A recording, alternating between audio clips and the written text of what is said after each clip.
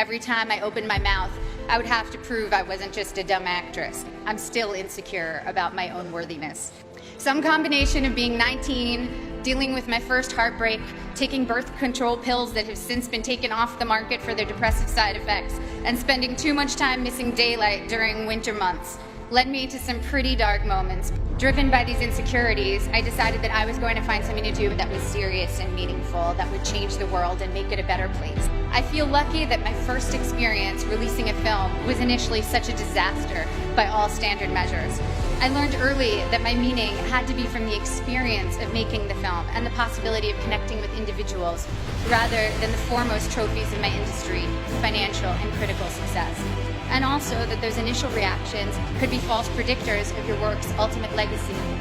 I started choosing only jobs I was passionate about and from which I knew I could glean meaningful experiences.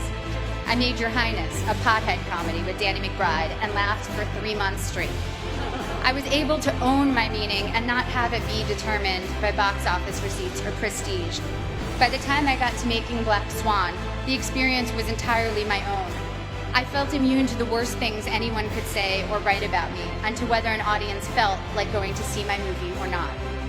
It was instructive for me to see that for ballet dancers, once your technique gets to a certain level, the only thing that separates you from others is your quirks, or even flaws. One ballerina was famous for how she turned slightly off balance. You can never be the best technically. Someone will always have a higher jump or a more beautiful line. The only thing you can be the best at is developing your own self.